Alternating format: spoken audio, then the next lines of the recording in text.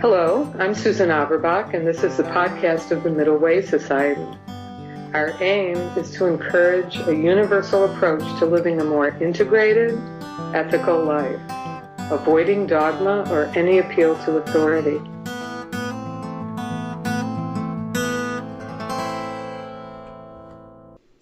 Our guest today is Barry Daniel, who with Robert Ellis is a founding member of the Middle Way Society. You'll usually hear him on the other side of the conversation as host, but today he's graciously agreed to sit in the guest seat.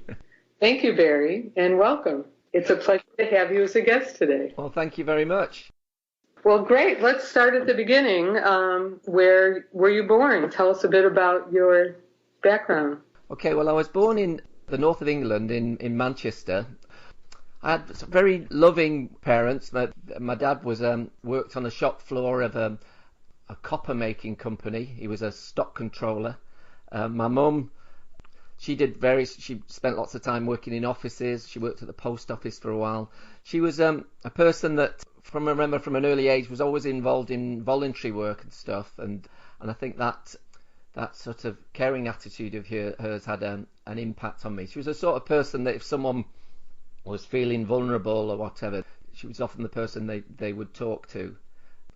Yeah, so I feel very fortunate when I had very supportive parents that gave me boundaries, but also allowed me to explore who I wanted to be, really. Yeah, and explore you've done. I've seen all these things that you've done. It's so great. Starting with the Navy, you said, switching with the Middle Way Society attitude, which you probably didn't have at age 17, possibly. I was daft as a brush at that age, really, and also I didn't really do very well at school. I didn't like school at all, really. I found it very restrictive, and I gave my mum a lot of worries, actually. I spent a lot of time just playing truant, and she'd actually walk to school with me, and then I'd go into the school buildings, and then she'd go off to work, and then I'd go out again. I just hated it. It was for a long time it was the happiest day of my life, the day school ended. And then and then after that I went to college for a while and did some what we call in the UK A levels. But again, I didn't really work. I just was interested in getting drunk, really, and having a good time. But then I knew that I needed to do something with my life, and I suppose my horizons I felt were quite limited in Manchester. It was like going down to the pub, or it was just quite a run-down industrial city at the time, and the Navy seemed to offer a way out, really. And so I spent 3 years in the Navy, but I actually got chucked out of the Navy, which was actually quite a feat. I mean, at the time there was about 120,000 people in the Navy, and there was only about 3 or 4 people got chucked out a year, so you had to be pretty bad. But quite an accomplishment. I didn't do anything really bad. It was just a lot of it was drink-related stuff and minor offences of insubordination, and not that was lippy. I was just I suppose I was a bit mischievous, and I liked the attention, and so I'd get into trouble for doing that. But I did learn a few things with it. I mean, you lived down what's called a mess, with sort of 40 odd.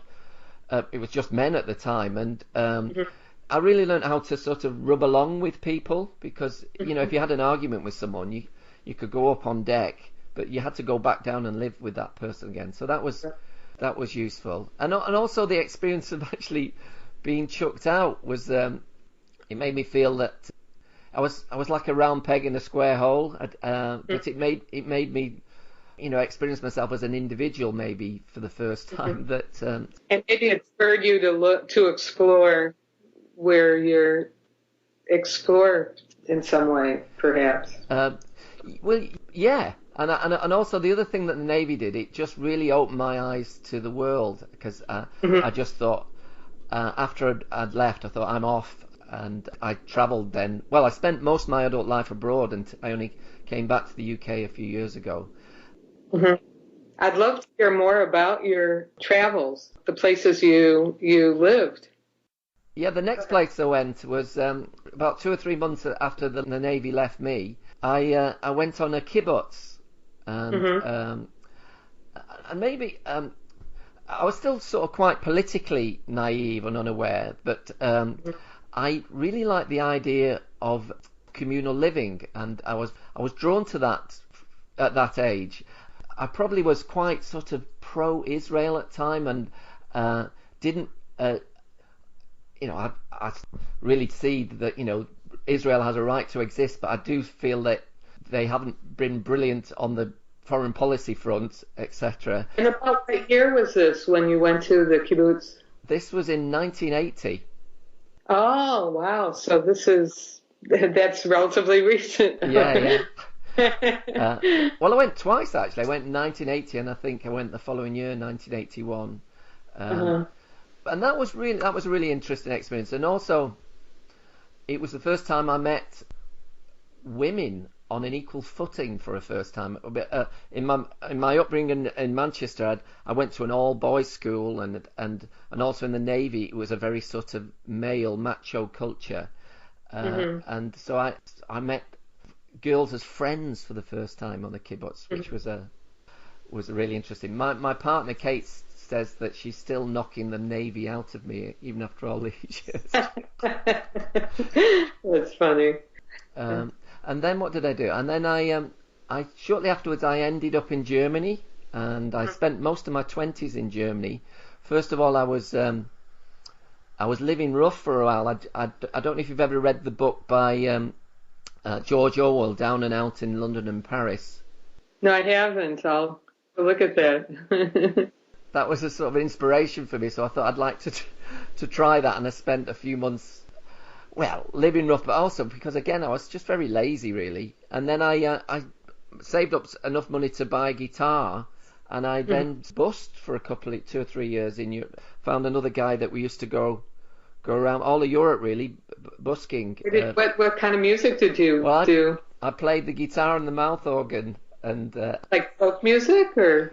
Well, yeah, but then if you played stuff that you liked on the street, well, what I liked anyway, you wouldn't get a crowd, so you tended to play sort of songs that were quite popular and that people could sort of maybe dance to, or at least get the crowd going.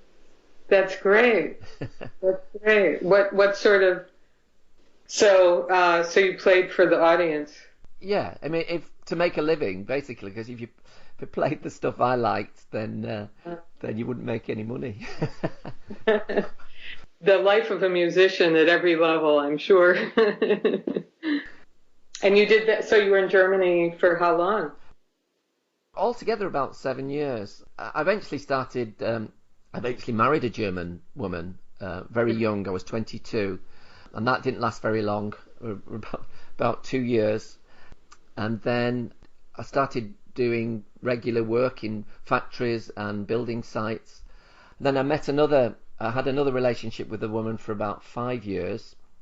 And during that time, my mum got ill in England, and then I went back to the UK and stayed with her until she died. My partner in Germany was very kind to allow me to stay with my mum, and then I stayed with my dad until he sort of got back on his feet after my mum died, and that was a valuable lesson from my dad, because although I always knew my dad loved me, we had a sort of quite a male relationship where we talked about, we bonded through going to the football match, and we didn't really talk about emotional stuff really. But then when my mum died, he grieved really well, if that makes sense. He just let all this emotion really wash through him, and we became very tactile, and we held hands and cuddled a lot, and also it was the first time in my life that I'd really assumed responsibility, because I suddenly had to do everything. I had to organise the funeral, and my dad sort of lost it really, and so I had to look after my dad. But then after about 6 or 7 months, we had a real role reversal. He was about 70 at the time, and he started going out with another woman, and we had a real role reversal. It was me stuck in on Saturday night watching the television, and him going out dancing. So I But guess he was on his feet, okay, at that yeah, point. he was. Yeah, but what was really nice, he then married Joyce, which is this woman, and had spent a further 18 years with her.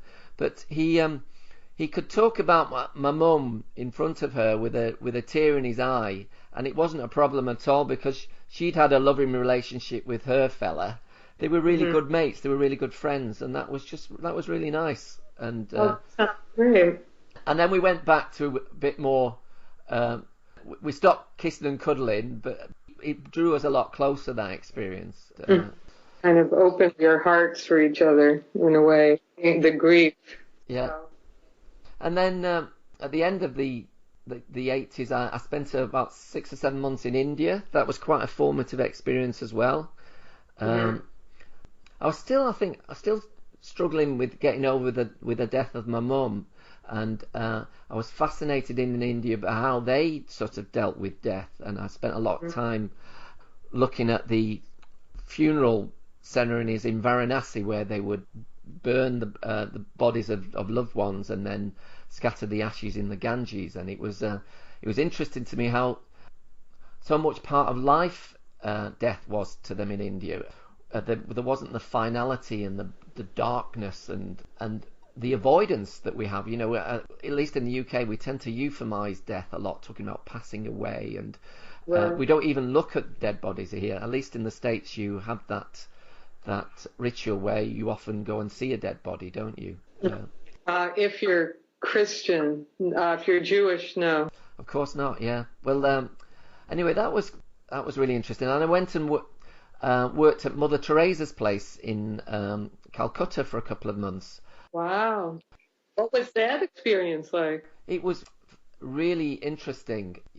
You were just what the objective mainly there was most of the people that were there at the time were dying and very close to death. A lot of them were suffering from TB, but it was a way for them to die with arguably a bit more dignity rather than just on the street. Um, Hmm. and my job there was just to wash them and feed them and talk to them. And a lot of them had some English, even though they were very, very poor most of the time. Well, all of the time, I think. But it was interesting how the majority of them didn't seem to have any fear of death. Uh, Hmm. they seemed to accept their fate with great equanimity, and that was very impressive. I think a lot of it is because they think if I keep my head down in this life, I might get a better deal in the next one, and then Right. and they get and they obviously get exploited for that because there's a lot of inequality in India. But it Hmm. was nevertheless very, very impressive, and I had a lot of exposure to death because people would die every day, and then we'd have to wheelbarrow. You get these corpses, and you'd wheelbarrow them to this truck, and it was yeah. So that was Wow. uh, Amazing experience. yeah. That must have been life changing. Um, well, it was India had a huge effect on me. I also remember when I was there at the time, I was almost sort of glowing. I don't know about you, Susan, but when I'm either feeling anxious or I'm feeling um, very happy, my sort of emotional center seems to be in my chest, and I Hmm. can remember this glowing feeling in my chest that went on for months. I felt really sort of. I remember writing loads of letters every week. I was just really connected with my thoughts, and I read a book recently by Alison Gopnik, who I've also interviewed recently, and she Hmm. talked about where babies have this thing called lantern consciousness, where Hmm. everything is of interest because everything is new, basically. Uh-huh. And adults, we tend to have what she calls more of a spotlight consciousness. So Hmm. our habits become more formed with the more we do it, and so those neural pathways get stronger. But we cut out a lot of other stuff in all these other neural connections, so our brains get leaner and meaner. But we're more closed-minded than babies. And then I That's asked. right. Beginner's mind, I believe, is what the Buddhists call it, right? Exactly, and Beginner's she mind. said that. Yeah, she said the same thing. And we were just talking about well, how can adults replicate that in adult life? And we talked about meditation and exactly beginner's mind, but also she mentioned travel, and especially to exotic places outside your own experience. And I think I had that in India because it was just so, it was like going to another planet. Everything was a complete, I wouldn't say attack on your senses, but it was just, yeah, that's the only way I can describe it, really. So it was a wonderful experience, and it was the only time I've really had culture shock when I came back, because I went from a culture which really embraces chaos to, and I went back to Germany to one that's terrified of it. Right. And wow. I remember turning up in Berlin airport and at the bus stop, and it was saying the bus was leaving at such and such a time, and it left by the second. It left, and after I don't know if you've ever been to India. You get on a bus. Well, then and it might be 3 hours, and you sometimes it could take you 36, and you just had to sort of go with the flow. Right. Yeah. I've never been there, but I have friends who love. They either love it or they hate it. One of the two. Yeah, very much so. Yes, and I think that it depends on how lantern they're willing to be. Yeah. Yeah, and then after India, I ended up in South America, first on a walking holiday in Peru, and I met someone on a walking trip who told me about this course you could do called a TEFL course. I think you call it TESOL in the United States. So teaching English as a second language? That's right, yeah. And I did this course in Venezuela, and I managed to do the course. Normally you need a degree, and I don't have a degree, but I managed to get in the back door by I worked for a company called the British Council. I managed to do that course there, and they just needed the money, so I managed to squeeze in, sort of thing. That's great. And then for many years I worked for this company, and I first started working in Ecuador, and then I went back to Venezuela, and I met my present partner, Katie, there. She was my boss, still is. And getting the Navy out of you.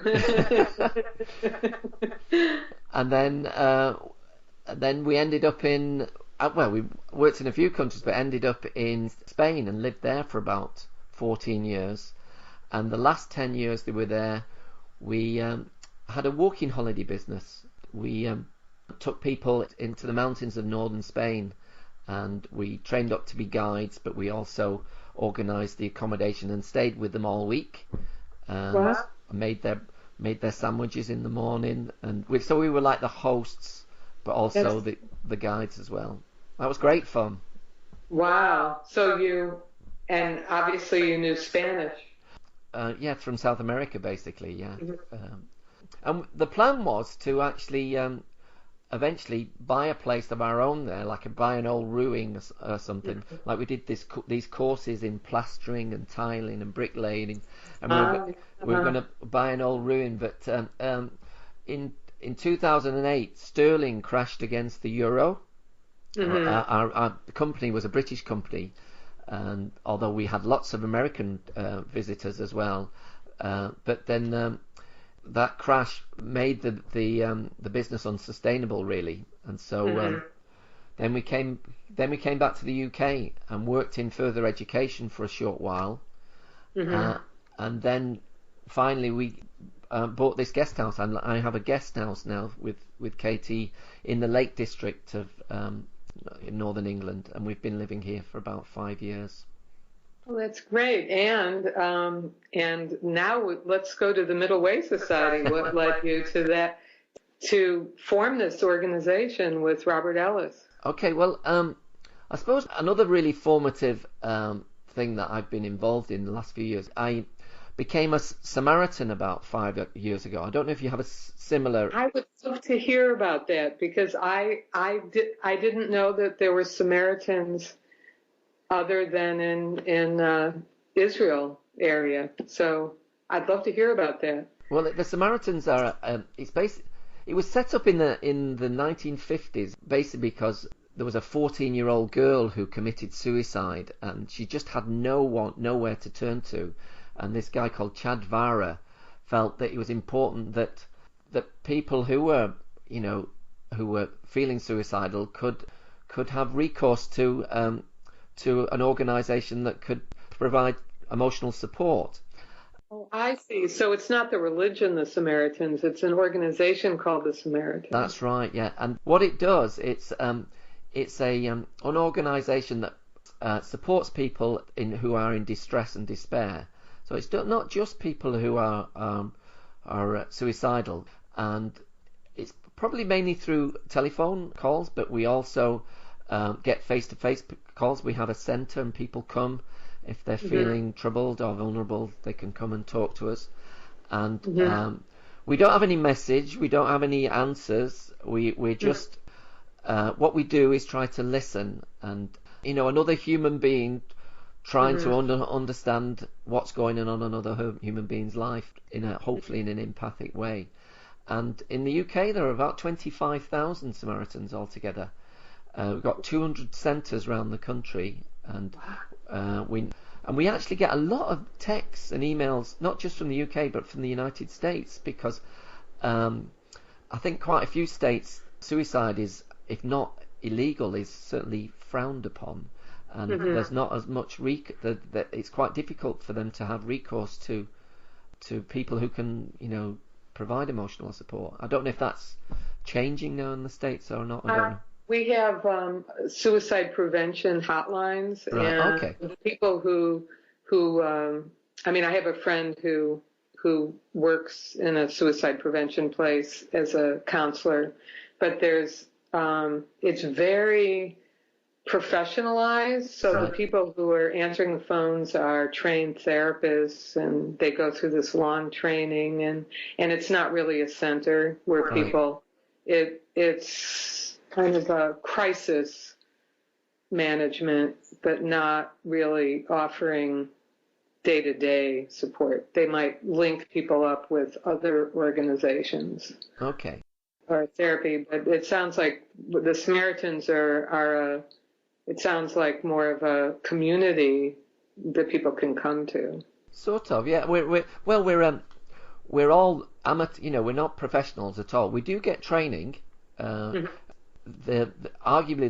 our strength is that we are not experts, and so people feel that they can engage with another human being without any sort of hierarchy, or someone trying to analyze or make a big important part of the approach is that we're not non-judgmental. I suppose it's very similar to the sort of person-centered approach that you do get in sort of counseling, but so we don't give advice. We're completely non-advisory, although we do signpost occasionally. So if someone has an issue with, they maybe have an alcohol problem. Now, if they express that they have a problem with alcohol, then we might signpost them. But if they if they don't express that it's a problem for them, then we wouldn't.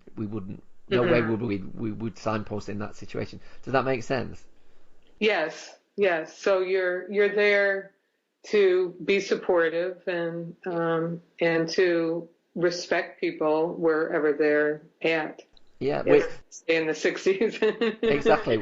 We also explore options with them. So we listen, but it's like active listening. So we reflect, we summarize. Yeah, so we do engage in a conversation. I'm actually interviewing someone in a couple of weeks who's a Samaritan, so she's going to talk about it in a lot more detail. It sounds that I'll look forward to hearing that. Yeah. This comes again to the Middle Way Society. How did so you were in this group, the Samaritans, and then the Samaritans is, for me, it's a very grounding thing to do, and I go there once a week for about 3 hours, and it's like I tap into the human condition once a week, and it helps me to see things from a slightly wider perspective. And anyway, a few years ago, I was on shift one night, and I was just reading a book about depression, and there was a recommendation in the book about mindfulness. This book by John Kabat-Zinn called wherever you go, there you are. About meditation, basically. And actually, I'd actually been a bit skeptical about meditation because, again, through an experience I had in India, I spent about a month when I was in India on a yoga ashram, and I loved the yoga. But at the end of the yoga, they did the meditation, and I couldn't quite connect with it because it was all about separating yourself from your bodily experience and unifying yourself with like Atman. And I thought, this is not for me, and I thought that's what meditation was, and so for 20 years that was my understanding what meditation was. But then I started hearing about mindfulness about 7 or 8 years ago, and I saw this book in the Samaritans, and I was just about to go on holiday to Nepal on a trekking holiday, so I thought I'll buy this book and take it with me. And because I thought that would be a good place to have a look, so I thought I'd revisit meditation. And anyway, when I read it, it was the complete opposite of this idea that I'd had about meditation. It was about grounding yourself in your experience in a very embodied way. And I thought, ooh, I like this. And I remember on the book on the holiday there was a group of us, and I read the book twice when I was there. And I thought, when I come back, I'll have to go on a retreat and try and do this properly. And I went on a couple of retreats shortly afterwards, and I eventually went on a retreat with the Stephen Batchelor and Martine Batchelor, and I resonated with a lot of his ideas, which I know you do too. And then I joined a blog called the Secular Buddhism UK, and I started interacting with Robert there. That's how I first met Robert online, with also 2 or 3 other people that are still in the Middle Way Society now. Yeah, and then Robert organised a retreat for the Middle Way Society, and I was very impressed with the approach, and I felt I resonated with a lot of the ideas. I felt very comfortable with it, and yeah, so I was happy to get involved. I like being at the start of things as well, so that sort of excited me. And then about a month after we'd started, I said to Robert, maybe a good idea would be for us to get a podcast together. And then he said, well, why don't you do it? And my heart sank at first. I thought, I couldn't do anything like that. And then I thought, well, why not? I'll have a go. And but I thought, well, I've never done anything like this before, and I don't really know much about the middle way. But so far I've sort of survived, really.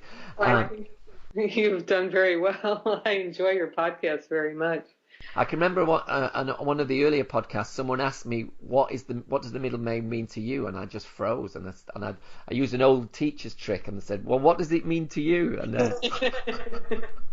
That's good.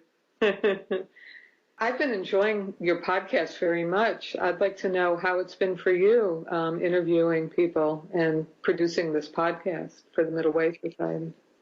It's been great, actually. I've learned so much through doing it, actually, Susan, because I'm not very good at actually sitting down and doing exams or things like that. For example, a couple of years ago, I tried to do a critical thinking course, and I paid money for it and everything, but I just couldn't keep it up. But with this, every week or every couple of weeks, I need to prepare for these interviews. So often I either read the book or I get online, and what's very handy, people often do TED Talks and things like that. And I've learned so much through talking to people, so that it's been a great learning experience for me in that way. And it's helped me grow in confidence in talking to people as well. Sometimes I feel quite nervous at the beginning of I get a few butterflies just before I start talking to someone, but the vast majority, or I'd say all of them, all the people I've interviewed have put me at my ease, really, and once you get talking, it's fine. So it's been a great experience. That's great. Well, I'm really happy. Personally, I'm very happy that you do this because I enjoy your podcast very much. Oh, well, thank you.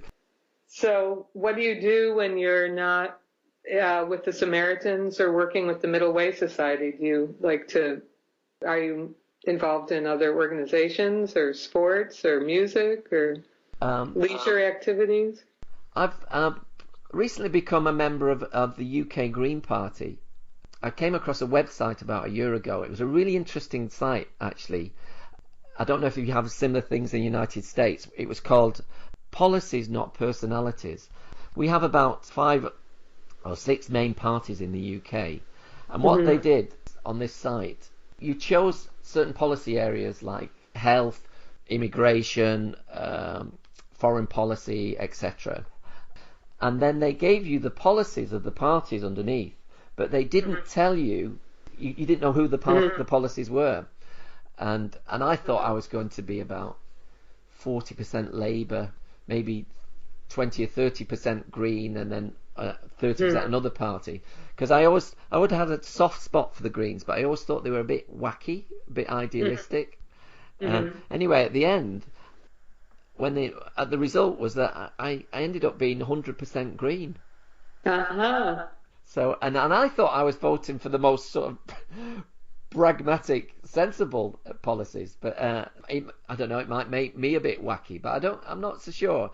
I don't agree with everything they say, but I think they seem to be the only party that's really talking about the elephants in the room of climate change and unsustainable growth, really. And so, I thought, well, I think it's important for me to get involved with that, and that's been really interesting. And I went round canvassing at the last election and knocking on doors and things like that. So, and I intend to continue in my participation with them. I think those are the only 2 main organisations involved with it. So Barry, what was it about the Middle Way Society that attracted you? Well, it was a sort of transition coming from the ideas from Stephen Batchelor, I think, really. I can remember back to India again. I remember my first contact with Buddhism was, I came across this expression, if you meet the Buddha, kill him. And I just found that really interesting at the time, because and I immediately intuitively got the idea that it's about the message, not about the person. But I just really liked the fact that this little gem of irreverence could have survived 1,000 years in a religious tradition. And I thought, certainly with Christianity, it was funny, and Christianity is devoid of any humour, and I'm not sure that's the case with to the same extent with Judaism. I don't know. Do you find humour in the Talmud? Yes. Well, there you go. I think that Christianity is totally devoid of certainly in the biblical text anyway. So I thought that was really interesting, and I didn't think much of it since, but there was maybe a seed was sown there, and then after start going on these first couple of retreats, and principally I was interested in meditation, but then it automatically opened up a wider perspective that there was an ethical element inevitably involved with this exploration of mindfulness, and it got me thinking about where I stood in how I think about things like religion and things like that. Most of my life, probably, I would have called myself an atheist, but part of me always said, though, ultimately I don't know. I always like to quote Socrates saying, at the Oracle, that the only thing I know is I don't know. And I found that an expression in the way Stephen Batchelor articulated his understanding of Buddhism. But I think what really drew me more so, in a sense, to the Middle Way is that the Middle Way Society is that the Middle Way can be seen as a principle that is universal, that can be used by anyone beyond any tradition, but within a tradition. This is what's really interesting about talking to you, Susan. You were a humanistic Jewish rabbi, but you don't see any conflict with that and the middle way, and I think that's really very exciting for me. It's something that can draw people together from all sorts of traditions and ways of thinking. To me it's very much a principle of judgment, a way of navigating through the world in a arguably more objective way. And I use objective in a not a God's eye view sense, but I think the middle way is a way of being more objective, in the sense from different people's point of view, and not through an authority.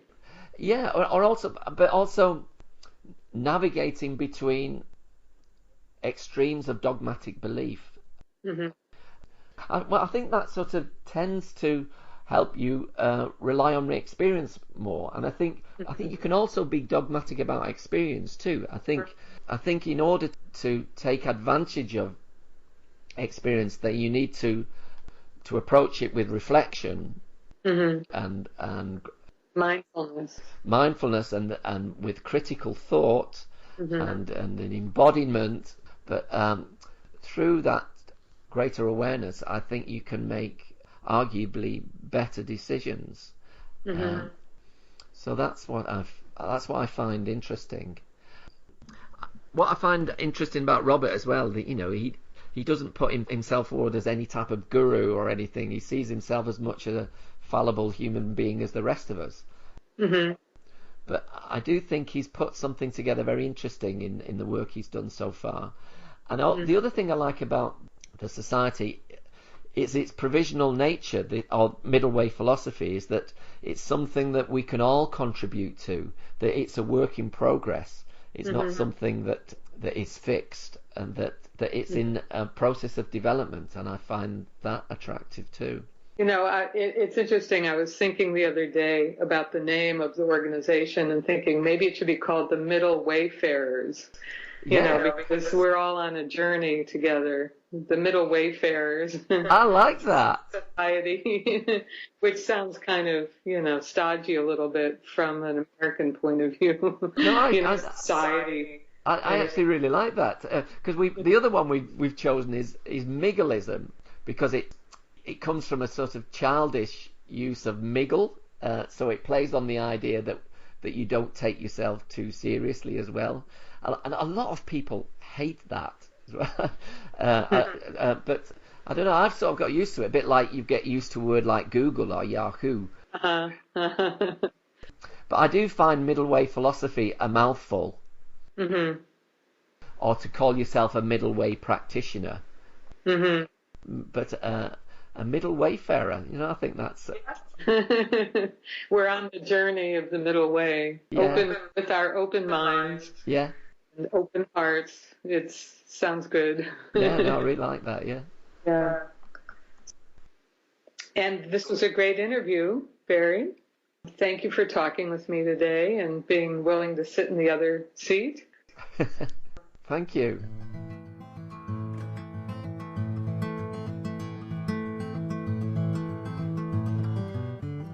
You can find out more about Middle Way philosophy at www.middlewaysociety.org.